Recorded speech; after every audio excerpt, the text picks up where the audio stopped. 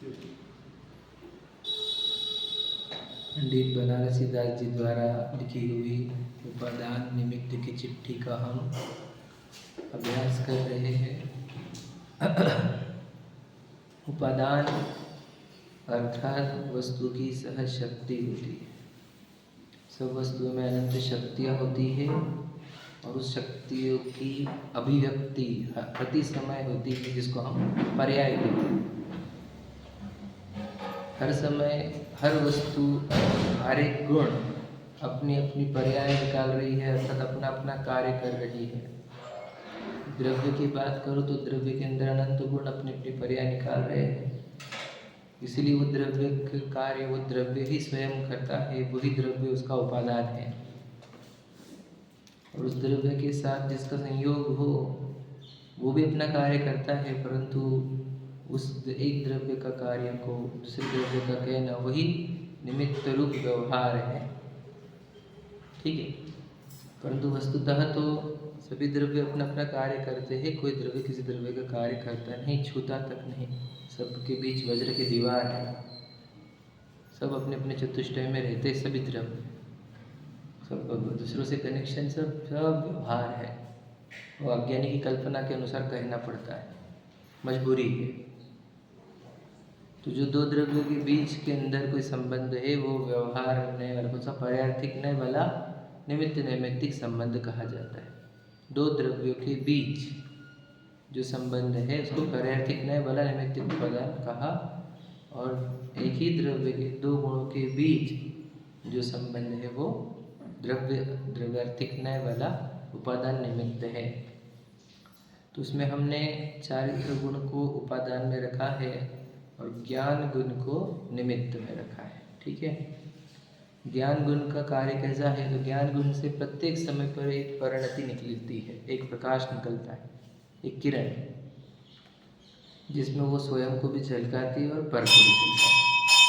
तो ज्ञान की एक अखंड धारा चलती ही रहती है। कौन सी अखंड? मतलब अनादि से आज तक अखंड है और आज से अनंत काल तक अखंड है। ऐसा एक समय नहीं होता जब ज्ञान की धारा ना निकलती हो, ज्ञान की किरणें ना निकलती हो और कोई प्रतिभासित ना हो रहा हो। ऐसा तीन काल में संभव नहीं है किसी जीव के साथ, चाहे अभव्य हो चाहे निगोदिया हो। तो सभी जीव द्रव्य के अंदर से ज्ञान गुण की प्रतिभासन करने वाली पर्याय अखंड रूप से निकलती रहती है ना। ये उसकी ज्ञान गुण की परिणति। और इसके अंदर बोलो चारित्र गुण की भी परिणति निकलती है। तो कैसे परिणति निकलती है उसकी? तो क्या एक तो संश्लेष रूप या विशुद्ध रूप। तो जैसे ज्ञान की परिणति अखंड रूप से चल रही आ रही है, वैसे चारित्र गुण की भी अखंड रूप से परिणति चली आ रही है। तो अब बोलोगे ज्ञान में तो समझ में आता है कि अखंडता है, और चारित्र में अखंडता कैसे? हमने कहा ना, संश्लेष या विशुद्धि की अखंडता है।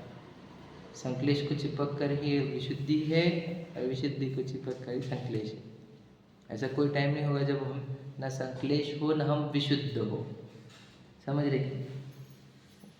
चारित्र गुण है तो वो स्थिरता तो रहेगी, अस्थिरता रहेगी, तो एक तो संश्लेष रूप होगा या विशुद्ध रूप होगा। समझ रहे? इसलिए चारित्र गुण के अंदर भी निरंतर कार्य चलते हैं और ज्ञान गुण के अंदर भी कार्य। अब इनके निमित्त नैमित्तिक संबंध कैसे है? तो चौभंगी रूप है। कभी निमित्त अशुद्ध होता है तो उपादान शुद्ध होता है, कभी निमित्त अशुद्ध होता है तो उपादान भी अशुद्ध होता है, कभी निमित्त शुद्ध होता है तो उपादान अशुद्ध होता है, कभी निमित्त शुद्ध होता है तो उपादान अशुद्ध होता है। ऐसी चौभंगी है, मतलब ऐसा संबंध देखा जाता है। उसमें से हमने पहला संबंध देखा कि कोई जीव ऐसा है जिनके ज्ञान जान रूप है, अर्थात जिसका ज्ञान सही जान रहा है। ठीक है, जैसे कि देह आदि संयोग है, पत्नी बच्चे कुछ दिन के हैं, वो हमसे छूटने वाले हैं, धन आदि भी छूटने वाले हैं, है ना। ये कुछ दिन का जमावड़ा है, मेला है, सब छूटने वाला है। ऐसा अगर जिसका ज्ञान काम कर रहा हो एक समय पर्याय वाला, है ना, तो उसका ज्ञान शुद्ध रूप कहा जाता है। क्यों शुद्ध कहा? क्योंकि इसके अंदर शुद्धता है। कौन सी वाली? हाँ, गर्भित शुद्धता। थोड़ी सी शुद्धता आई इसके कारण उसके ज्ञान को शुद्ध कहा, निमित्त शुद्ध हुआ। ठीक है, समझा नहीं? कौन से बेस पे शुद्धता है? क्या बोले? कौन से बेस पे वो जो है? वो सही जान रहा है ना वो, हाँ, तो बिना तत्वों के अभ्यास से। बिना तत्व के अभ्यास वाले ग्रंथि भेद अभी बोल रहे हैं हम, अभी ग्रंथि भेद हुआ नहीं उसको, मतलब अभी सम्यक दर्शन हुआ नहीं है, भेद ज्ञान हुआ नहीं है, फिर भी ये जानता है। तो हमने बताया ना, ये तो उसके ऑब्जर्वेशन से ही हो गया, या कुछ जिनवानी पढ़ी होगी सुनी होगी उससे भी हो गया। जैसे जैन अजैन सब कितने ही लोग संन्यास लेते हैं ना, तो उसका आधार उनका ये जो ज्ञान है उसी के आधार पर लेते हैं। है ही वास्तविकता, ये पत्नी बच्चे कहाँ होने वाले अपने, अभी तो मिले हैं, वो छूटते भी है ना, धन वगैरह छूटता हुआ दिख रहा है।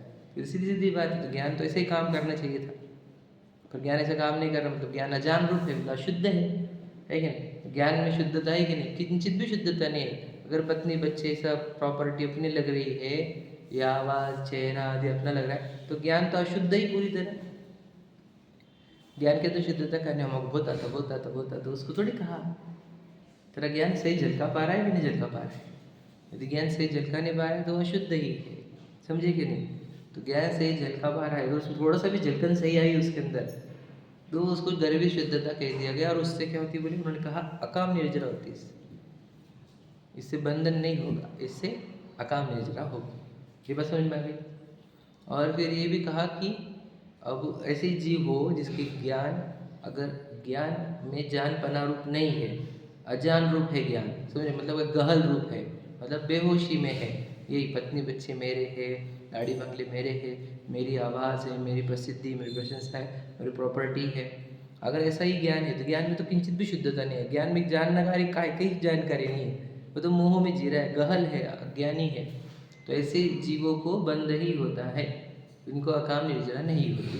ठीक है, परंतु कभी कभी ऐसा होता है कि किसी का ज्ञान जान रूप हो और चारित्र विशुद्ध रूप हो, समझ रहे? अब चारित्र की बात अभी हमने ली नहीं, अब चालू करते हैं, चारित्र को इन्वॉल्व कर रहे हैं। अब किसी का ज्ञान मान के चलो जान रूप है और चारित्र विशुद्ध रूप है, तो कह रहे हैं उससे उसको अकाम निर्जरा होगी। परंतु विशेषता समझना कि यहाँ पे ग्रंथि भेद नहीं हुआ है तो निर्जरा इत्तिसी है, और बंधन बहुत है तो मुख्यतः से बंधन ही कहा जाता है। समझ में आ रहा है ना? एकदम सिंपल बात है। अगर ज्ञान अजान रूप है और चारित्र संश्लेष रूप है तो बंधन ही है, उसमें तो कोई शंका ही नहीं है, समझे कि नहीं? उसमें तो शंका ही नहीं हमारे को। अगर ज्ञान जान रूप है और चारित्र विशुद्ध रूप है तो उसमें निर्जरा कही है, अकाम निर्जरा, तो भी वो ग्रंथि भेद नहीं होने से वहाँ पर वो कह रहे हैं कि वहाँ पर बंधन बहुत है, निर्जरा कम है, इसलिए उस निर्जरा को कहा नहीं जाता। मैंने कल कुछ लाइन बोली थी इम्पोर्टेंट, कुछ वाली कि ठीक है, 1 से लेकर 14 गुणस्थान आपके समझ में आ गए हमारे को, लेकिन पहले गुणस्थान में भी बहुत गुणस्थान है ये भी बात समझना, शब्द नहीं यूज़ किया था ये, लेकिन ये भी समझना पहले गुणस्थान में भी कुछ गुणस्थान है। ये कैसी बातें कर रहे हो, यही तो बात हो रही है यहाँ पर, सबके परिणाम अलग अलग है। गुणस्थान कितने होते हैं? असंख्यात, बताया हमने, वो तो हमने मोटी मोटी कैटेगरीज में 14 डिवाइड किए। चौथे गुणस्थान वर्तियों के भी भावों में बहुत अंतर है, 5वें वाले में भी बहुत अंतर है, 6वें वाले में भी बहुत अंतर है, 7वें वाले में भी बहुत अंतर है, 8वें वाले में बहुत अंतर है, 9वें वाले सेम हो जाते हैं, समझे क्या? और उनके भी औदैहिक परिणाम तो केवलियों की भी अलग अलग होते हैं, ये भी हमने पढ़ कर आए, औदैहिक परिणाम है कि नहीं? तो कहना ये है कि पहले गुणस्थान के अंदर भी भेद है, वो यहाँ पर समझा रहे कि पहले गुणस्थान में कुछ जीव ऐसे रहते हैं जिनके बोलो ज्ञान जान रूप रहो और चारित्र विशुद्ध रूप रहो, तो ऐसे जीव की निर्जरा होती है, ये समझाना था। और फिर जो बात आई थी कि अब ध्यान सुनना, उन्होंने कहा कि अगर कोई जीव एक इंद्रिय निगोदी है और उसके ज्ञान तो गहल रूप है, क्योंकि एक इंद्रिय सूक्ष्म एक इंद्रिय है ना, लब्ध पर्याप्त, बराबर है ना? तो इतना ज्ञान कम है कि अक्षर का असंख्यात हो भाग जितना तो उसका ज्ञान है, और वो गहन रूप है, वो तो क्या सम्यक ज्ञान की क्या बात करें हम, समझ रहे, वो तो पूरा गाफिल रूप है। तो वहाँ से निकला कैसे, वो निगोद से उच्चता कैसे, तो कहते सिर्फ मंदता के आधार पर, मतलब बोलो चारित्र के विशुद्धि के आधार पर। तो आप बोलेंगे उसने विशुद्धि के लिए क्या किया, तो उसने कुछ नहीं किया, उससे विशुद्धि हुई और वो वहाँ से निकला, बस इतनी छे वो खेल। विशुद्धि के लिए करने रूप कुछ नहीं किया, विशुद्धि हुई और उससे निकला। तो हमने कल बात बताई थी कि विशुद्धि, देखो सबके भ्रांति क्या है कि ज्ञान होगा तो विशुद्धि होगी, और यहाँ पे क्या समझाया हमने कल, विशुद्धि होगी तो ज्ञान होगा। कल हमने ग्वाले का दृष्टांत भी दिया था कि आचार्य कुंद की जो विशुद्धि थी उनके कारण उनको इतना ज्ञान खुला। हमने देखा नहीं दृष्टांत, कहानी में तो दिखाया, सिद्ध किया, और सिद्ध किया जा सकता है कि वो निगोदिया निकलता है और व्यवहार राशि में आया। तो निगोदिया व्यवहार राशि में आया मतलब एक तो वो स्थावर में आया होगा, या 2 इंद्रिय से 4 इंद्रिय पंचेंद्रिय में आया होगा। तो वो जब नई नई गति में बड़े बड़े अधिक इंद्रियां प्राप्त हो रही है तो ज्ञान बढ़ रहा कि नहीं बढ़ रहा, इससे भी तो प्रूव हो रहा है। ये बात नहीं बताई थी कल, जो पंचेंद्रिय बना तो ज्ञान बढ़ा, तो गण के ज्ञान कैसे बढ़ा बताओ, विशुद्धि से ही, समझे कि नहीं, विशुद्धि ही कारण है ज्ञान की वृद्धि का।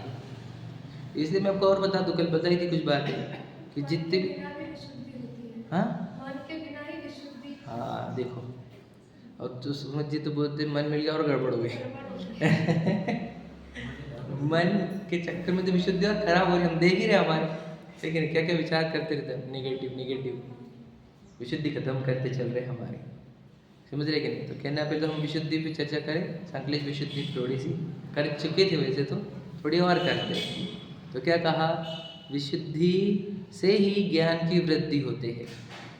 ज्ञानी जन विशुद्धि वृद्धि का प्रयत्न करते हो, ज्ञान वृद्धि का प्रयत्न नहीं करते। याद रखना, ज्ञान वृद्धि जो है वो क्लेश रूप हो सकती है, याद रखना क्या कहा, ज्ञान वृद्धि के प्रयत्न संक्लेश रूप हो सकते हैं।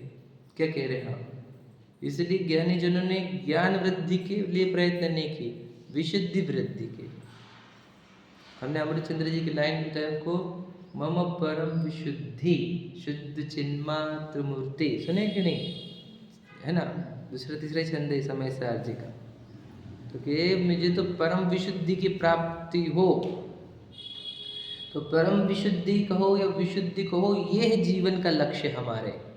समझे क्या कहा कि धन से, अब अज्ञानी जन धन से किसी को धन्य मानते हैं, है ना, अज्ञानी जन विशुद्धि से, विशुद्धि है जिसलिए अगर मैं आपको बताऊं कि वो स्वधर्म इंद्र है। देखो एक भवावतारी है वो, समझ रहे, ध्यान से सुनना, और निश्चित है उसका मोक्ष, कोई डाउट तो है ही नहीं। एक भवावतारी है, शायद सम्यक दृष्टि है, द्वादशांक का ज्ञानी है, पक्का है क्या नहीं,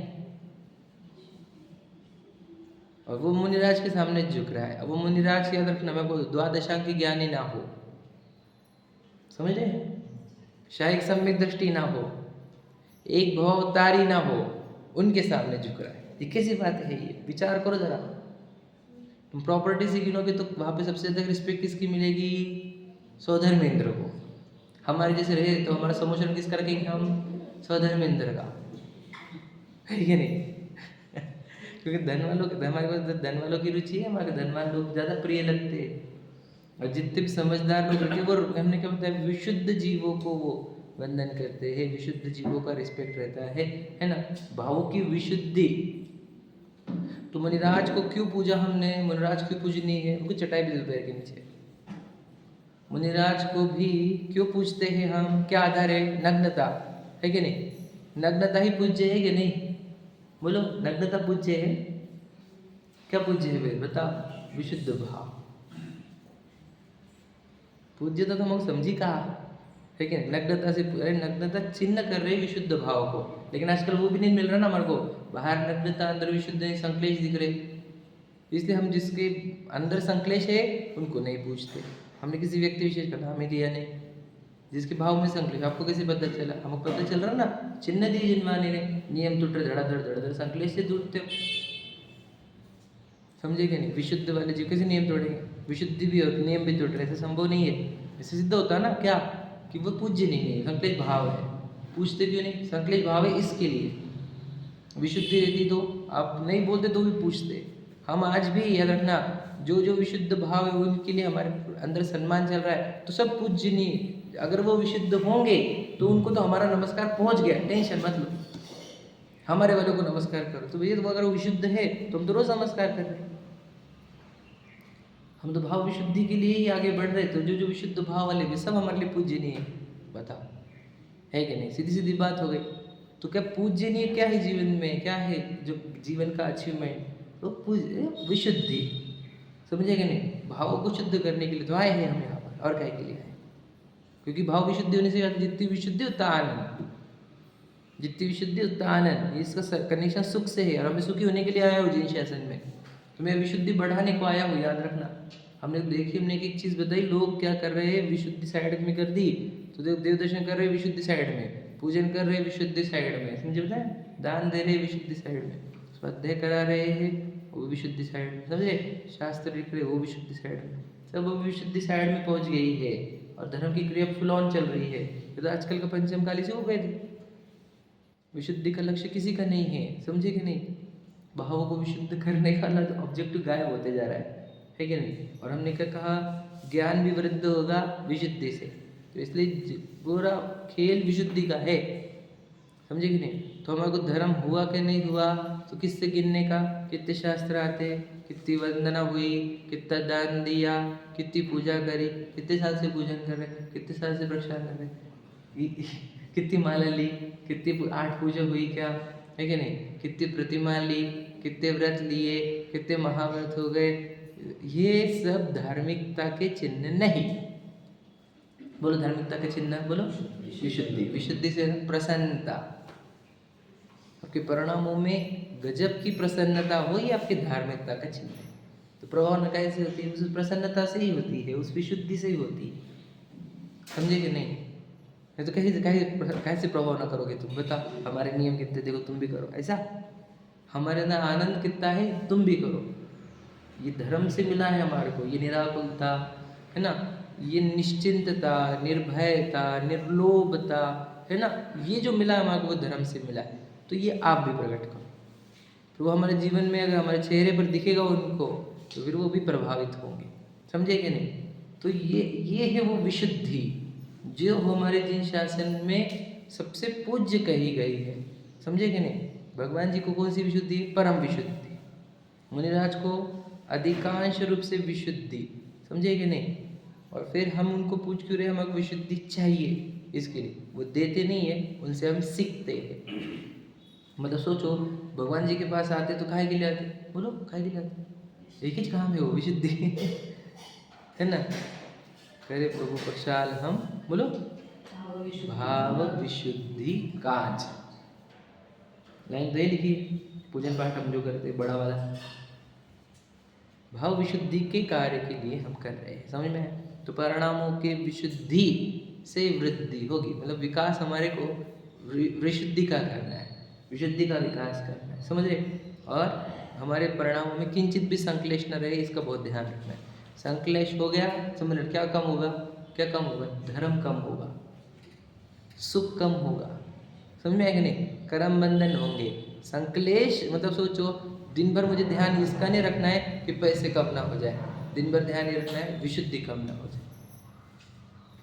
तो मुझे बताओ, अगर विशुद्धि प्रिय है तो दुकान प्रिय होगी कि नहीं होगी? समझे?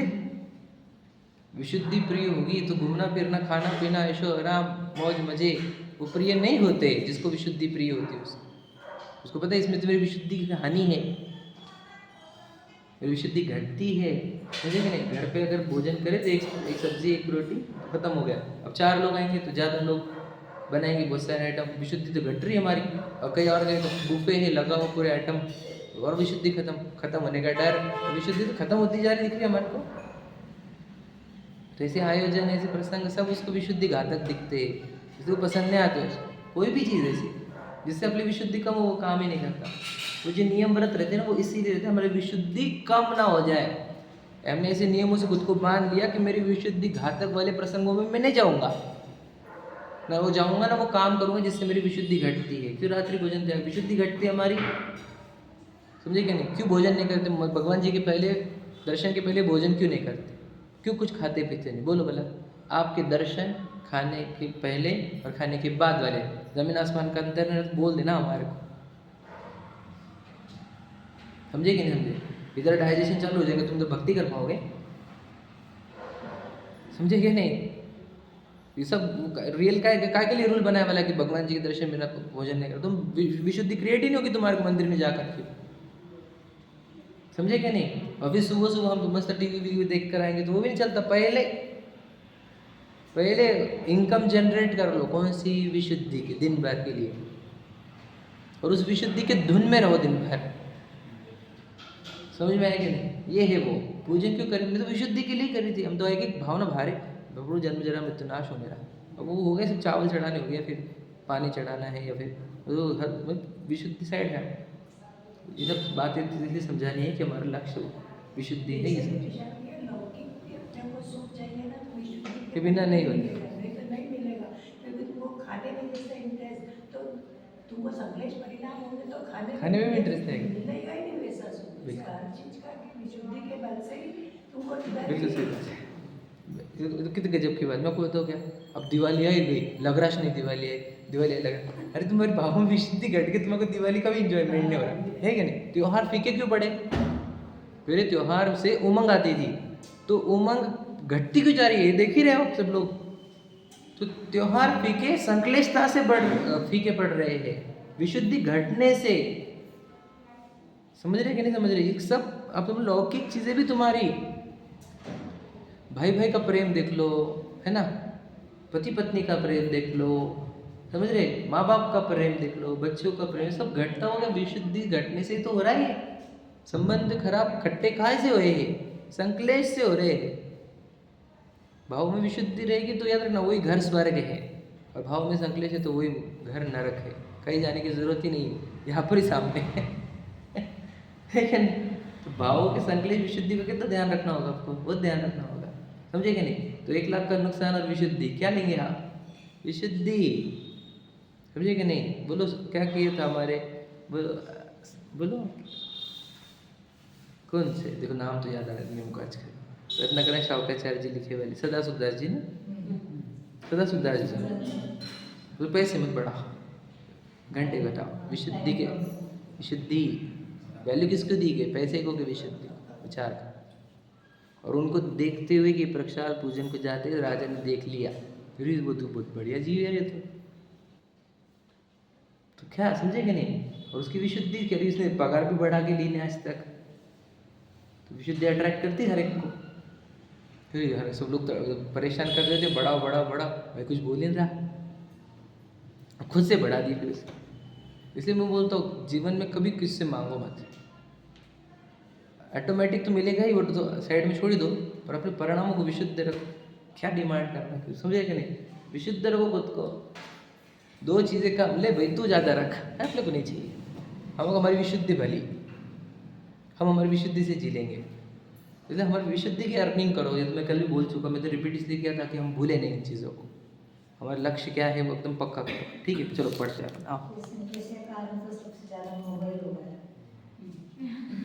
मोबाइल की वजह से हाँ वो तो आप लौकिक वाला बोल रहे हैं, मैं तो आपको बोलूँ मोबाइल, लौकिक वाले बोल रहे हैं। हाँ ठीक है, चलो मैं तो बोलता हूँ मोबाइल खुला काहे से? संकलेश से। होगा क्या? संकलेश। मोबाइल तो संकलेश का ही निमित्त है, विशुद्धि का तो है नहीं, विशुद्धि का घातक है। बताओ, मेरा फेवरेट मोबाइल मेरी विशुद्धि का घातक है, समझ रहे कि नहीं? पंचम काल में डेवलप हुई चीज़ है कि नहीं है? काय के लिए? पंचम काल को प्रभावी बनाने के लिए, समझ रहे कि नहीं? और डे बाय डे एडवांस, आपको पता है नया आया भाई, AI ग्लासेस आ गया, AI ग्लासेस। अब मोबाइल हाथ में लेने की जरूरत ही नहीं, यहाँ पर दिखेगा पूरा मोबाइल तुम्हारा। आ गए डेवलप, मतलब सिर्फ आने वाले थे, सुना था मैंने, और पिक्चरों में देखा कि एक दिन आने वाले हैं, लॉन्च हो चुका, दो कंपनी के लॉन्च हो गए। अब तुम्हारे को ना उंगली चलाने की नहीं है, या फिर उसके माइक रहता है बोलने का, ये कर वो कर वो कर, चलते रहता है मोबाइल। अब सोचो और एडवांस्ड, ऐसे में तो भी ऑप्शन था कि रख दो, अब वो भी ऑप्शन नहीं बचा तुम्हारे पास। कितना डेंजर होने वाला है, समझ रहे? इसी पे स्क्रीन आ जाती पूरी पूरी दिखते, बोलते रहने को, करते रहता सर, उससे पूछने का भी क्या दिख रहा है, वो क्या दिख रहा है, वो क्या दिख रहा है, मतलब देखते रहता तुम्हारे साथ, ये क्या दिख रहा है, इसको बताओ ले क्या है, ऐसे बोलने का उसको करते रहेगा। मतलब 24 आवर्स मोबाइल रहेगा तुम्हारे पास, गैप ही नहीं, समझ रहे? ये तो मोबाइल की बात निकली तो बोल दिया। चलो आओ, देखो अपन 358 पर थे और हम पहली लाइन से पढ़ लेते, जैसे वो पहली लाइन तो हमारे हट गई। देखो, परंतु दूसरी लाइन पढ़ रहा हूँ मैं बीच में से, परंतु बंध निर्जरा के बिना जीव किसी अवस्था में नहीं है। ठीक है, कि जीव को बंध निर्जरा निरंतर है, ये कहना है। दृष्टांत ये है कि विशुद्धता से निर्जरा न होती तो एकेंद्रीय जीव निगोद अवस्था से व्यवहार राशि में किसके बल आता है? बोलो, सही है क्या नहीं? कि विशुद्धता से निर्जरा न मानेंगे तुम, तो ये बताओ एकेंद्रीय जीव निगोद अवस्था से व्यवहार राशि में किसके बल से आया? अगर तुम बोलोगे ज्ञान गुण, अरे वहाँ तो ज्ञान गुण अजान रूप है, गहल रूप है, अबुद्ध रूप है, इसलिए ज्ञान गुण का तो बल नहीं है वहाँ पर। ज्ञान गुण का तो कोई संबंध ही नहीं है कि ज्ञान गुण के कारण आया हो। ज्ञान गुण तो इतना सा है चिल्लर, और उसके आधार पर वो उच्चता होगा ऐसा तो बिल्कुल भी नहीं है। वो ऊपर आया है तो बस विशुद्धि के कारण आया है। समझे कि नहीं समझे? और मैंने आपको कल बताई थी बात कि आज हमारी विशुद्धि जितनी भी नाश हो रही है वो किसके कारण हो रही है बताओ? जड़ चीज़ों के लिए। हमने विशुद्धि बढ़ा बढ़ा कर खुद को मनुष्य मिलाया, विशुद्धि बढ़ा बढ़ा कर जैन कुल लाया, विशुद्धि बढ़ा बढ़ा कर दिगंबर में आए, विशुद्धि बढ़ा बढ़ा कर समझे जिनवानी को लाया, ये सुनने के ये प्रसंग लाए, और आज हम वो मिट्टी के चक्कर में विशुद्धि लॉस कर रहे। पता है मैं क्या बोलूँ आपको? इतनी परम क्या कहे, हम इतनी हाई क्वालिटी की विशुद्धि लेकर आज वो मिट्टी के चक्कर में बर्बाद कर रहे। हम इसका फल क्या होगा? इसे विचार को कल ही बोल चुके हम इसके फल बहुत निगोद लटके बीच में गिरना तो है ही। शुद्धि का लॉस मैं बताऊँ ना, फिर बता। अभी हम इतना ही पूछ रहे, हम अभी इतने से खुद को बोलो, ये मुखमंडल आपका, ये प्रसन्न वाला है क्या संकलेश वाला है? इतना पूछना खुद को। तो प्रसन्न वाला नहीं दिख रहा, यदि तो संकलेश वाला है तो मुझे बता, संकलेश भाव में चल रहे कि नहीं चल रहे? चल रहे। तो संकलेशता से ज्ञान घटता कि बढ़ता? घटता। तो तुम्हें तो ज्ञानावरणी बंध रहे कि नहीं बंध रहे? फिर एक इंद्रिय जाने वाले कि नहीं जाने वाले? हमने क्या किया? हमने किसी के ज्ञान को रोका नहीं, हमने किसी के ज्ञान को रोका नहीं, हमने किसी को अड़ा नहीं। हमने तो दान भी दिए, ज्ञानावरणी के ना, ज्ञान दान भी दिया हमने, बुक छपा ये करे। तो फिर संकलेश परिणाम हो रहे ना अंदर, उससे ज्ञानावरणी बंध रहा है, उसे निगोद जाना पड़ेगा। और उसी संकलेश परिणाम में ज्ञानावरणी नहीं बनते। बोलो 148 प्रकृतियाँ बनती। फिर ज्ञानावरणी दृष्टांत दिया हमने। ये मुखमंडल प्रसन्न नहीं मतलब संकलेश है, संकलेश है मतलब 148 कर्म प्रकृति पूरी बंद रही है। समझ लिया कि नहीं? अब 120 होंगी, 18 होंगी, छोड़ दो आप। गहराई बोलना ये है कि इतने कर्म बंधन हो रहे हैं हमारे को, हमारे संकलेश परिणामों से। हम मतलब हम क्या देख रहे हैं? धन बढ़ रहा है, ये नहीं देख रहे कि परिणाम संकलेश हो रहे हैं। हमने सिर्फ नजर का रखी क्वांटिटी, कौन से वो डिजिट्स मोबाइल पे 10 लाख 15 20 1 CR 2 CR ये आप दिख रहे। और भावों में बोलो 1 CR के संकलेश, 2 CR के संकलेश, 3 CR के संकलेश। परिग्रह चिंता दुख ही मानो, ऐसे लिखा है ना। तो क्यों? क्योंकि तुम्हारे जितना परिग्रह उतना संकलेश का संबंध है। अपन प्रवचन सार जी पढ़े थे, उन्होंने कहा था परिग्रह विकल्प उत्पन्न करता है, तो परिग्रह एक परिग्रह रखते हैं राज।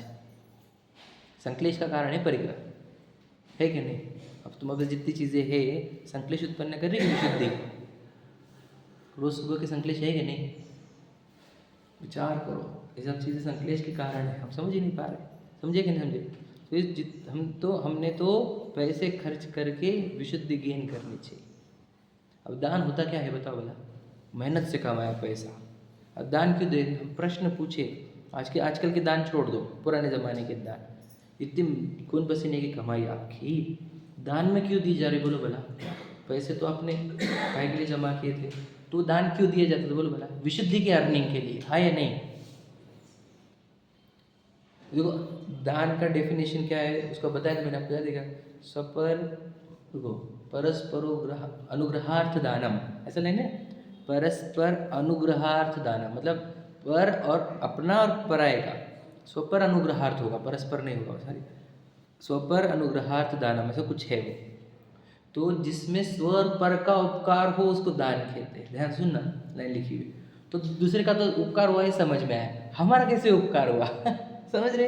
तो इस स्व के अंदर उस धन के प्रति उत्पन्न होने वाले संक्लेश का त्याग करके विशुद्धि की अर्निंग हुई, वो हमारा, याद रखना, ये हमारा गेन है, ये हमारे विशुद्धि के लिए दिया था हमने। मैं आपको बताऊं, दान में पर का उपकार सेकेंडरी पॉइंट ऑफ व्यू रहता है, स्व का उपकार फर्स्ट प्राइमरी इंपॉर्टेंस है उसके अंदर।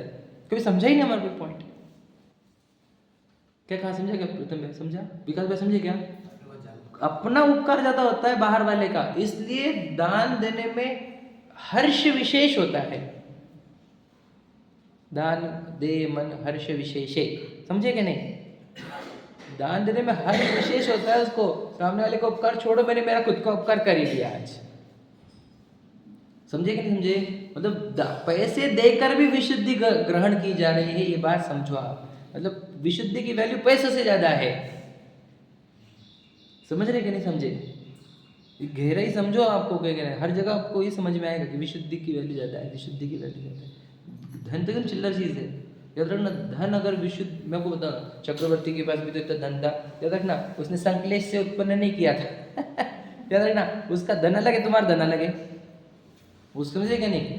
चक्रवर्ती भी तो धन रखते हुए राजा को देने, तीर्थंकरों को नहीं दिया, उनके संक्लेश से उत्पन्न नहीं हुए। तेरा एक रूप में संक्लेश से आ रहा है, इसलिए तेरा नहीं चलता, हमारे को उनका चलता। उनको बिना संक्लेश के पूर्व कर्मों ने खड़े कर दिए थे, बिना एक पैसे का भी संक्लेश नहीं करना पड़ा उनको। तू तो मायाचारी कर लेता धंधे के चक्कर में, दुनिया भर के झूठ बोलता है, दुनिया भर के संक्लेश करता है, रात को नींद नहीं आती, समझ रहे क्या नहीं? डर लगा रहता है। वो धन किस काम का? तू उनके धन गिना रहा है, उनके धन में उनको 1% का संक्लेश नहीं करना पड़ा। देखो भी अगर बिना संक्लेश का होगा तो चलेगा हमारे को, याद रखना, मैं अभी बोल दे रहा हूँ। अगर बिना संक्लेश का धन है तो चल जाएगा हमारे को, पर संक्लेश कर करके धन कर रहे हैं तो हमको मुझे बहुत बड़ा नुकसान हो रहा है। इधर धन बढ़ रहा है, इधर संक्लेश हो रहे हैं, मतलब ये निगोज जाने की तैयारी चालू इसकी। इधर धनवान दिखेगा, सब लोग प्रशंसा करेंगे, इसके बाद में निगोज जाने का इसको। जैसे विशुद्धि के बारे में बाहर की सामग्री मिलती है अपने को, ऐसे विशुद्धि के बारे से ही ज्ञान में जो द्वादशायन के पाठ होते हैं, विशुद्धि के बाद से ही होते हैं, पढ़ के होते ही नहीं है। बिल्कुल सही बात। के बाद से ही अपने आप उनको ऐसा क्षण खींचता है कि उनको पढ़ने की इतनी जरूरत ही नहीं रहती। और उनको बताओ, पूरा हमने कल बताया ना, विशुद्धि से ही ज्ञान वृद्धि होती। हमें शिव बुद्धि मंदराज की देख लो आपके क्या इतना से याद नहीं रहा, और इतना हो गया, कैसे क्या हो गया? केवल ज्ञान हो सी बहु में खाए से हो, सिर्फ बताओ समझो आप। और उससे सिर्फ ज्ञान बढ़ता है, धन भी बढ़ता है, टेंशन मतलब। वो जैसे तीर्थंकरों का आता, जैसे चक्रवर्तियों का आता, बिना कुछ किए वैसा आता धन, और उसमें मजा भी नहीं आएगा। पर विशुद्धि आ गई तो, समझे कि नहीं? विशुद्धि की अर्निंग दिखे तो धन ऐसे लगता है कि फालतू चीज़ है, क्या चिल्लर चीज़ है, समझे कि नहीं? सच में इतनी सच्चाई है ये पूरी तरह। इसलिए अपने विशुद्ध भाव को संभाल के रखो, समझे कि नहीं? बड़े संभाल, परिणामों की संभाल रखना। अब बताओ, जैसे एक देखो, अमीर लोगों को डर है कि नहीं मेरा धन ना चला जाए, है कि नहीं? डर है ना? किसको नहीं है बता? अमीर लोगों को, हाँ, धन चलाने से डर है कि नहीं? तो ज्ञानी जनों को क्या डर रहता है बोलो? मेरी विशुद्धि ना चली जाए। ज्ञान नहीं, मेरी विशुद्धि। और याद रखना, ज्ञानियों को निर्भय कहा है सम्यक दृष्टियों को, फिर भी उनको भय घाट ऑर्डर में जीने, परिणामों के बिगड़ने का भय। तो कौन से बिगड़ने का बोलो? विशुद्धि ना चली जाए, बहुत डर रहता है, मेरी विशुद्धि ना चली जाए, मेरी विशुद्धि ना चली जाए। डर है ज्ञानियों को, ज्ञानियों को भी डर रहता है इस चीज़ का, समझे कि नहीं समझे? बहुत मुश्किल से अचीव की है हमने ये विशुद्धि, हम इसको ना जाने देंगे, हम कोई चीज़ के चक्कर में इसको नहीं जाने देंगे। मतलब सोचो कितना संभाल रखना, मतलब परिणामों को संभालना मतलब यही है, वो संभाल के रखो, लॉस मत होने दो, चोरी मत होने दो, कर्म चोर चहो और चार वस्तु लूटे शुद्ध नहीं बोलते, तो वैसे क्या, शुद्धि धन है। हाँ बिल्कुल सही, कंक्लूजन आ गया हमारे पास। विशुद्धि ही धन है। सच में मुझे बताओ, आपको बताओ तो इसको सिद्ध करता हूँ मैं, ये लाइन को। मुझे बताओ अभी ये आने वाला 20 अक्टूबर को है ना, 20-21 अक्टूबर जो भी होगा, तो उस दिन किसकी पूजन करते हैं? लक्ष्मी पूजन, है या नहीं? हाँ सुनो, हाँ ध्यान सुनना। अब पूरी दुनिया तो करती है लक्ष्मी पूजन, अब हम जैन लोगों ने क्या करा? केवल ज्ञान लक्ष्मी पूजन, बराबर है। अब केवल ज्ञान वाली को लक्ष्मी कहा आपने, मतलब समझ रही क्या नहीं? वो केवल ज्ञान जो उत्पन्न हुआ, वहाँ पर अनंत सुख जो उत्पन्न हुआ, वही लक्ष्मी है। इतना तो सिद्ध होगा। तो हमारे लक्ष्मी पूजन में हम किसको पूज रहे हैं समझो जरा, हमारे वो लक्ष्मी पूजन है ही नहीं। लेकिन हमारे ज्ञानी जन अज्ञानी जन तो क्या क्या कर रहे हैं आपको पता ही है कि नहीं? आजकल यहाँ पे क्या क्या चल रहा है, आंटी को बताया था हमने कि यहाँ पे क्या क्या पूजन होती है। क्या क्या पूजते हैं यहाँ पे लोग, हमने देखे ना, हम क्या क्या बताया, हम भी उसी में से आए वाले है कि नहीं? जैसे क्या भाव थे, तो बिगड़ गए थे क्या क्या क्या, पर लेकिन समझो पूजन किसकी की जाती है? विशुद्धि की, समझे क्या? किसी को पूछते नहीं हम, और जो विशुद्ध नहीं है वो चमत्कार भी बताए, तुम पूछते नहीं उनको, समझे कि नहीं? चमत्कार क्या करो तुमने, मतलब कब कर दो, हमने करेंगे, तुम्हारे अंदर विशुद्धि नहीं तो पूजेंगे नहीं, खत्म।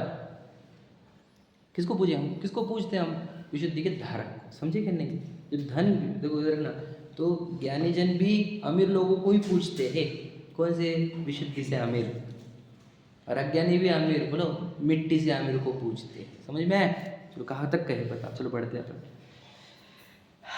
वहाँ तो ज्ञान गुण अजान रूप है, गहन रूप है, अबुद्ध रूप है, इसलिए ज्ञान गुण का तो बल नहीं है। विशुद्ध रूप चारित्र के बल से जीव व्यवहार राशि में चढ़ता है। जी द्रव्य में कषाय की मंदता होती है, उससे निर्जरा होती है, समझ में आया? कर्मों को निर्जरा करने के लिए क्या करना होगा? उपवास, है कि नहीं?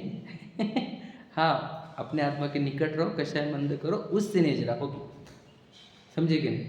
उसी मंदता के प्रमाण में शुद्धता जानना, क्लियर? किसके मंदता में? कषाय की मंदता में। शुद्धता कैसे आती है? कषायों की मंदता से, अर्थात विशुद्धि से। अभी परसों सुना था, कल ही सुना था सचिन जी का प्रवचन, वो बोलते देखो अब हम क्या कहते हैं कि अब बाकी सब छूट गया लेकिन इतना सारा आग बच गया इसका इतना सारा, बोले इतना सा करना मत, वो इतना सा कब इतना सारा हो जाएगा पता नहीं, ख़त्म करते चलो उसको भी।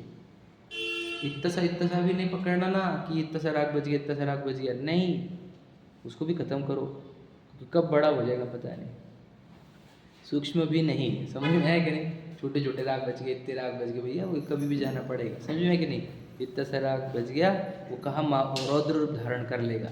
इसलिए अपने अपने प्रमाण में कषायों की मंदता जो है वही विशुद्धि है। ठीक, आगे देखो, अब और भी विस्तार सुनो, अब इसका और डिटेलिंग, ठीक है? देखो, जानपना ज्ञान का और विशुद्धता चरित्र की दोनों मोक्ष मार्ग अनुसारी है। देखो क्या कह रहे हैं, क्या कहा?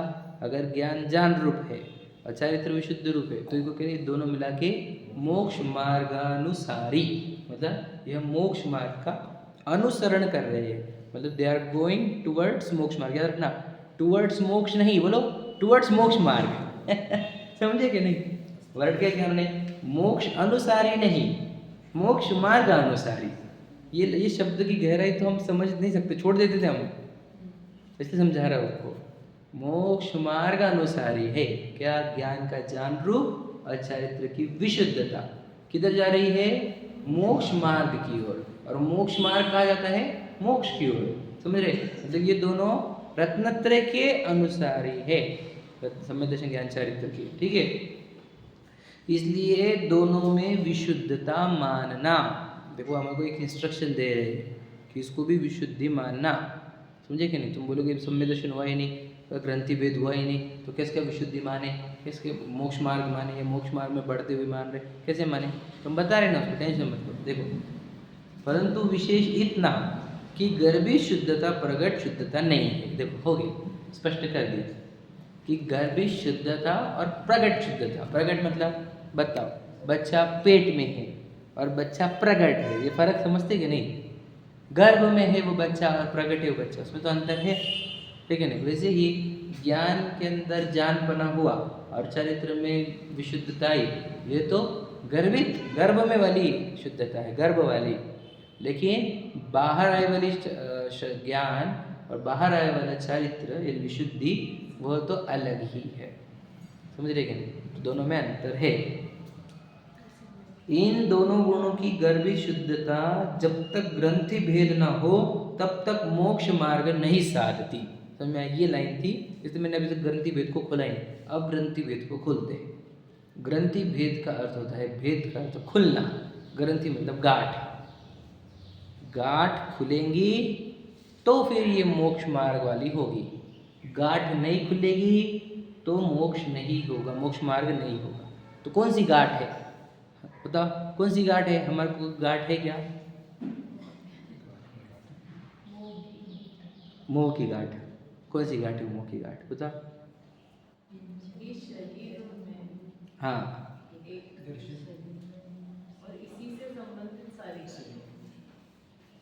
बोलो, बराबर बोल रहे हैं। गांठ तो एक ही है बस, मेन, बस दूसरी तो चिल्लर है वो सब। अब गांठ होती क्या है मैं बता रहा हूँ। देखो मराठी में भी बोलते, मैं तो मराठी सुना इसलिए बोलता हूँ, हिंदी में बोलते इस बात की गांठ बांध लो, बोलते कि नहीं?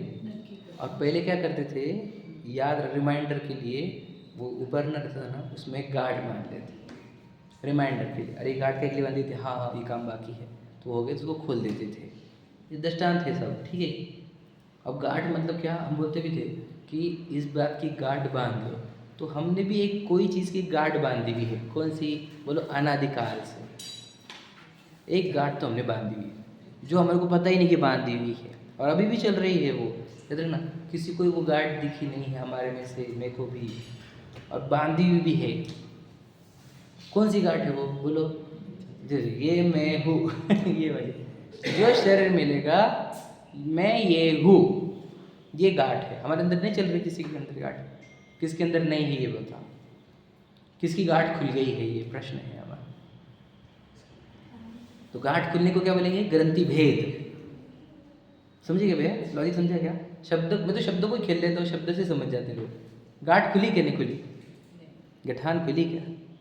गठान खुल गई तो समझ लेना आपका फिर ज्ञान भी जान रूप हो गया, मतलब मोक्ष मार्ग को चलेगा। अभी ये मोक्ष मार्ग पर आ गया। अगर ये ग्रंथि नहीं खुली, ये गांठ नहीं खुली, तो याद रखना क्या कहा, फिर तो आपका सिर्फ वो अकाम निर्जरा कर देगा। कौन सा? आपका मंदिर आना, आपका पूजन, आपका स्वाध्याय, आपका पढ़ना, आपका पढ़ाना सिर्फ अकाम निर्जरा का कारण बन सकता है, मोक्ष का कारण नहीं बनेगा। बस बस वो गांठ खुल गई, बस सही है वो, इतनी तो गांठ खोलनी है हमारे को। अब देखो एकदम सिंपल है ये विशाल हूँ, ऐसा लगता है मेरे को। मतलब पदार्थ कौन सा? रॉ मटेरियल, एक तो मिट्टी, रॉ मटेरियल इसका, एक परमाणु को मैं मान रहा हूँ, इतनी बड़ी गांठ बांध कर बैठा हूँ, हड्डी मांस चमड़ी से भरे हुए पदार्थ इसका, ये गांठ खुलती ही नहीं। अरे थोड़े दिन पहले तो मिला जो शरीर, और थोड़े दिन बाद छूटने वाला भी है। इतना समझने में कितना कठिन पड़ रहा है बताओ। पर गांठ है ना, क्या करे? गांठ तो सिर्फ पक्की है, तुझे तो थोड़े दिन पहले मिला कि नहीं शरीर, अभी थोड़ी में छूटने वाला है, थोड़े दिन में कितने दिन, उसकी तो गारंटी भी नहीं है, आज भी हो सकती है वो ओकेजन। अब ये पूरी अब तू नहीं गांठ खोल रहा है, लेकिन ये छूटने वाला है तो पक्का है ना, ये परमाणु पूरे छोड़ने पड़ेंगे। अब जब वो छोड़ने पड़ रहे हैं, थोड़े दिन पहले ग्रहण किए, तो वो मैं नहीं हूँ ये मानने वाली गांठ क्यों नहीं खोलता? क्यों गांठ बांध करके रखा है? सोचो, हम कितने साल से पढ़ रहे सुन रहे, लेकिन गांठ जो की थी, हमने देखा द्रव्य लिंगी भी गांठ नहीं खुलते, ये गांठ ही नहीं खुलती। क्यों नहीं खुलती, ये प्रश्न।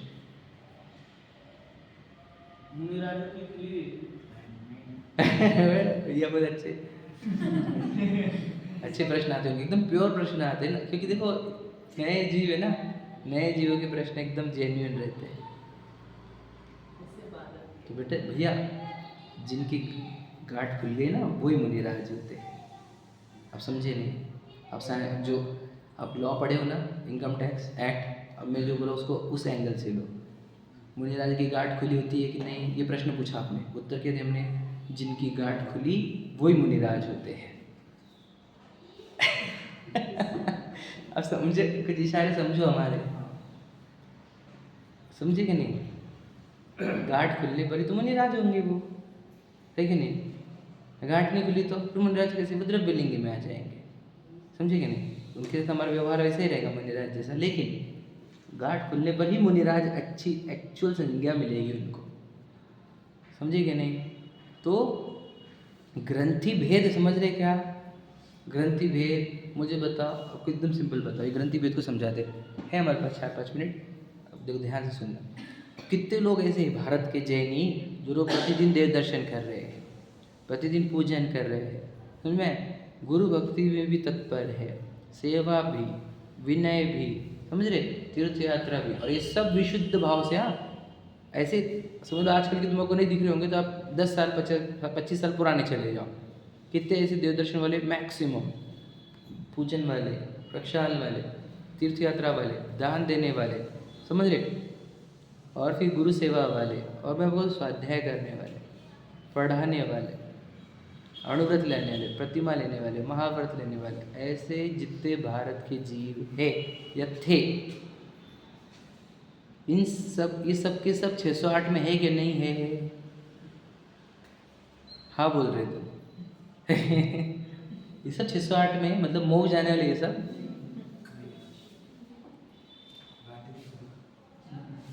तुम ये तो समझो, ये तो बात समझाने में को। अच्छा, इनके ज्ञान ज्ञान रूप है क्या? हम वो आज के छोड़ दो, 25 साल पुराने से ले रहे हैं, 25 साल पुराने से लेके पीछे की पूरी, आजकल की समझो अवगढ़ हो गए सब, ठीक है? तो वो जो लोग थे, जो 25 साल पुराने वाली बात कर रहे हैं हम, तो उनका ज्ञान जान रूप था कि नहीं था? चारित्र विशुद्ध था कि नहीं था? तो मोक्ष क्यों नहीं? बस इतना ही कारण था, गठा नहीं खुली नहीं, बस इतना ही कारण है। और उनमें से जितने लोगों के हमने गिना है 25 साल पुराने, मैक्सिमम देवगति में जाने वाले, पता है क्या? मैक्सिमम बहाव, 2-4 छोड़ देना, मैक्सिमम सब देवगति में जाने वाले, और मोक्ष एक भी नहीं। क्यों? क्योंकि ग्रंथि भेद नहीं हुआ। अब हम इतने हैं ना यहाँ पर, अब हमारी बात करते हैं। चलो, वो 25 साल वाले छोड़ दो, अब हम तो जिनवानी भी पढ़ रहे हैं ना, तो ज्ञान जान रूप है कि नहीं? हम मान के चलते हैं है। हम चारित्र विशुद्ध है कि नहीं? हम मान के चलते हैं है। कल्पना चल रही, बताओ। मोक्ष में जाने लगे सब लोग, हम नहीं बोलते डायरेक्टली। डायरेक्टली नहीं क्यों बोल रहे? बोलो। गांठें नहीं खुलेगी इधर, और मेन एक ही, ज़्यादा भी नहीं, छोड़ दो, चिल्लर बाकी के तो उधर एक गांठ से सब गांठें है। वो एक गांठ अगर ये खुली नहीं हमारी, याद भी रखना, हम सबकी, हम जितने यहाँ पर बैठे हैं, हमने अगर ये गांठ खुले बिना ये शरीर छूटा हमारा, तो याद रखना निगोद में मिलेंगे हम सब। झूठ नहीं है ये। और जिनवानी हमको ऋषभ देव के सामने मारीच था, गांठ खुली थी क्या? नहीं। एक कोड़ा कोड़ी पूरा लगा है, पूरा ऑलमोस्ट एक कोड़ा कोड़ी पूर्व लग गया, और गांठ खुली तो 10 वो में चले गए, समझ रहे? गांठ नहीं खुलने का क्या रहता है रिजल्ट, ये भी बताना चाहता हूँ आपको। जो तीर्थंकर बनने वाला है ऐसा जीव, गांठ नहीं खुलने पर एक कोड़ा कोड़ी भ्रमा है इसी युग में। तीर्थंकर की साक्षात देश न सुनने वाला जीव। अब ये बताओ तो, वो भी साधारण पहले तीर्थंकर, और वो कोई नहीं, दादाजी, बस घर का ही प्रथम तीर्थंकर, तृतीय काल का अंत, या चतुर्थ काल की बिगनिंग, इतना सही माहौल, समझ रहे? वो अगर गांठ नहीं खोलता है तो उसको एक कोड़ा कोड़ी लग गए। अब हम बताओ, हम गांठ खोलने का कितना प्रयत्न कर रहे हैं, ये प्रश्न है। हम तो बस विशुद्धि के स्तर बड़ा बड़ा करके, हाँ हाँ हाँ हाँ अभी तो विशुद्धि बोल रहे, तुम हम क्यों बोल रहे बेटा? विशाल ने जैसे त्रिप्रश्न टाइलाइट करने का, तो समय के बिना ये पर मिलते नहीं है, फिर बाद में वो भ्रष्ट हो गए। ऐसा हुआ होगा। वो जब बने तो थे। त्रिपुष्ट नारायण का पद उनका कब आया? ये तो मतलब आदिनाथ भगवान की तो बात की बात है। हाँ, उसके पहले हो गए। 10 भाव के पहले बीच नहीं है। हाँ, 10 भाव के पहले हुआ। हाँ, पहले जब भी तो फिर इतना टाइम और लगा था उनको, बाद में वो पद मिल गया था, फिर नरक में गए क्योंकि भील का भी जन्म हुआ। वो भील का तो बहुत पुराना है, वो तो उससे भी पुराना है, वो तो मारीच के भी पुराना है। हाँ, तो श्री कृष्ण नारायण उसके बाद भील ऐसा कुछ था नहीं, वो नहीं, श्री कृष्ण नारायण तो बाद में बने। आदिनाथ भगवान का भी जैसे भ्रष्ट हुए थे और वो कितने भक्तों ऐसे धारण किए, उसके बाद श्री कृष्ण नारायण बने थे, पर फिर वापस और वो हो गए। तो यार बीच में सम्यक हुआ होगा ऐसा बोल रहे हैं। उसके बाद तो फिर और बहुत सारे 60 लाख और कितने भक्त धारण किए, फिर ये 10 भाव किए। पूछना पड़ेगा त्रिपुष्ट नारायण का, पूछना कहाँ कहाँ एग्जैक्टली चेक करना पड़ेगा ये। है है तो सही, त्रिपुष्ट नारायण मुझे पता तो है पक्का। संभाल के रखना, आत्मा हाँ। मिलने के बाद भी संभाल के रखना कितना कठिन काम होता था कि पद प्राप्त कर लिया, समय प्राप्त करके भावलिंगी संत बने और फिर वो जैसे निराकार के और नारायण बने, परंतु फिर छूट गया और कितने बहुत धारण किए बाद में भी ऐसे। देखो मतलब समझो, दृष्टांत देता हूँ, जैसे वो बोले ना उसको, हाँ अब गठान थी ऐसी बंदी वाली, हाँ अब हमने क्या करें, ऐसे खींच खींच के ढीली कर दी उसको, हाँ ढीली हो गई और क्या हो गया, फिर खींच ली, फिर से वही फिर बंद गई। या नारी के संस्कार विषय में सुवृत्ति शरीर में आती तो लगेज फिर से उसको लगेज भाव आएगा, हाँ फिर तो हो जाता है उसको। पढ़ते हैं। तो ये खुली ना, जैसे अब हम जिनवानी पढ़ रहे हैं ना, तो सुनो, जिनवानी पढ़ रहे सुन रहे ना आप, तो वो ऐसी ढीली ढीली तो हो रही है, याद रखना पक्की बात है।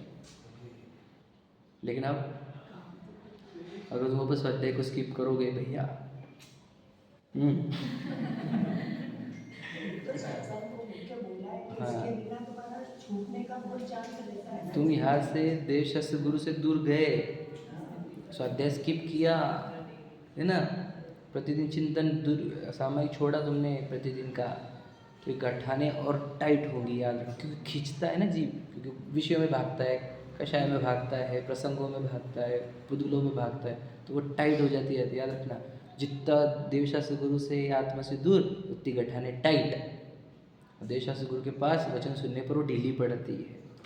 ये एकदम सच्ची बात है, सच्चा एकदम अंदर से बोल रहा हूँ। इसलिए अपने आप को बहुत ध्यान रखना कि मैं जाऊँ नहीं जहाँ पे मेरी गठाने और टाइट हो जाए, और उन लोगों के साथ रहते हैं जिनकी गठाने तो अनंत काल लग जाएगा जिनको गठाने खोलने में, उन लोगों के साथ रहते, उनसे बातें करते, उनसे चर्चा करते, उनका अनुकरण करते हम। जिनकी गठाने इतनी कड़क है उनका अनुकरण करें हम, उनको फॉलो करें, उनके साथ रहे, वही जनों के संग में सुख शांति हो कहा।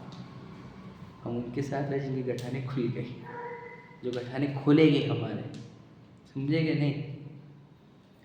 मोह की ग्रंथि पहली, समझेंगे नहीं, मोह ग्रंथि वर्ड है ना, ये ग्रंथि मतलब ये, इसलिए ग्रंथि वेद के ऊपर इतना विस्तार करना था मुझे। मैं आपको क्या बोल रहा हूँ, अभी तक हमने विशुद्धि के ऊपर बोला, अब मैं क्या बोल रहा हूँ, हम बस विशुद्धि बढ़ा बढ़ा कर चाह रहे कि मोक्ष हो जाएगा, तो नहीं होगा।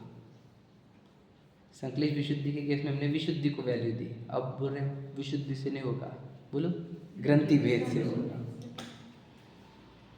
ग्रंथि भेद बहुत इम्पोर्टेंट, फिर हम ग्रंथि भेद करेंगे और संकलेश करेंगे तो भी नहीं होता। विशुद्धि में ही ग्रंथि भेद किया जाता है, विशुद्धि में ही ग्रंथि भेद हो सकता है, ये बात याद रखना। संकलेश में तो ग्रंथि भेद प्रश्न भी नहीं उठता, और टाइट होगा, बराबर टाइट होगी ग्रंथियाँ, विशुद्धि में ही ढीली होगी। समझ में आ रही ना गहरी बात। तो अब विशुद्धि में आए हो तो काय के लिए आए हो, पुण्य संचय के लिए, देवगति की प्राप्ति के लिए नहीं, बोलो ग्रंथि खोलने के लिए। तो ग्रंथि खोल देना तो ये विशुद्धि सार्थक होगी, याद रखना। नहीं तो ये विशुद्धि वापस देव गति प्राप्त कराएगी, वहाँ पर भोगों में लिप्त होकर और गठाने टाइट करोगे। विशुद्धि को सार्थक करो, विशुद्धि प्राप्त कर ली बड़ी बात है, विशुद्धि को सार्थक करो, ग्रंथि खोलो, ग्रंथि भेद होना चाहिए। ग्रंथि भेद नहीं होगा तो ये पूरा निरर्थक सिद्ध होगा। हमने कम किए, पुण्य भाव से स्वर्गाधिक पद बार बार पा जाता हूँ, हमने बहुत विशुद्धि प्राप्त करी इसके पूर्व में। हमने क्या किया, 2000 साधिक सागर में तो 70%, 67% तो देवगति में जा रहा है। विशुद्धि की कोई कमी थोड़ी छोड़ी हमने, मतलब गर्भित शुद्धता थी अपने पास। वो थी सही बात है, पर आपको ही बोलना है कि जब हमारे साधिक 2000 साधिक में 70% का तो देवगति में जा रहा है, 67%, तो मुझे था 2000 साधिक में से 1320 कुछ तो भी है, वो उतना तो उसमें जा रहा है देवगति में। मतलब विशुद्धि तो बोध कर ली है, विशुद्धि को सार्थक करना है। तो अब सबसे अच्छी बात हमारी, हम सिर्फ विशुद्धि से पुण्य फल प्राप्त करने वाले लोग नहीं है। याद रखना, हमारी विशुद्धि ज़्यादा रहते, ज़्यादा पैसे रहते ना, कहीं और रहते इंजॉय करते हुए, हम वो वाले लोग नहीं है। हम वो वाले लोग हैं जिन्हें विशुद्धि प्राप्त करी, धन आदि प्राप्त करी और जिनवानी के सामने भी है।